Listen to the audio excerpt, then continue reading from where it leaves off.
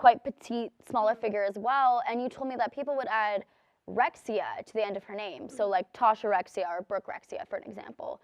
And that to me is just not okay. No. I can't imagine having people talk about me and my body in this type of way.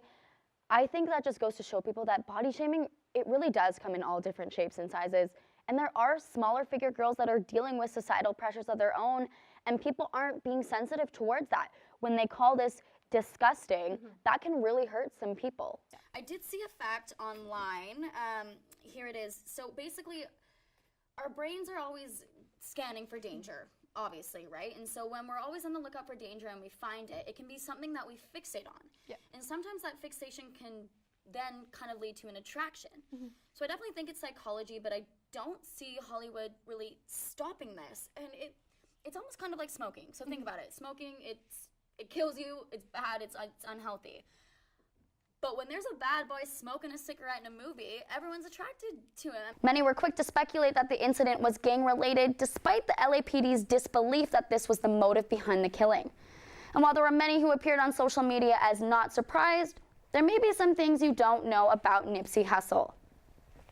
The 33-year-old was much more than a Grammy-nominated rapper. He was a community activist, entrepreneur, and father of two. Nipsey Hussle may have been best known for his talents in the hip-hop world, but was also very well known for his involvement in better shaping his community of Crenshaw. In 2017, after escaping the gang scene, he opened his clothing store Marathon, where customers could use their smartphones to order. In 2018, he co-founded a science and tech focus center for underprivileged youth in the neighborhood. And throughout his years in the spotlight, we watched Hussle work to benefit his communities with a pure intention to give back. Just yesterday, our girl Oprah Winfrey made a sizable donation of $2 million to help rebuild Puerto Rico's art and cultural programs. In 2017, Hurricane Maria tore through Puerto Rico, leaving not much in its trail. The island has been doing its best to revive and rebuild, however, it is far from a full recovery. Winfrey's donation will be split in half, with $1 million going to the Hispanic Federation's UNIDO's Disaster and Recovery Program, while the other half is donated to the Flamboyance Art Fund. The 65-year-old expressed in a statement, quote, "The needs of Puerto Rico and our fellow American citizens following the tragic hurricanes are still very real, and the work that has already been done by the Hispanic Federation, Flamboyance Art Fund, and other organizations on and off the island is long from over." Just in time for graduation season, the BC government has brought in new regulations to beef up safety around the party bus industry.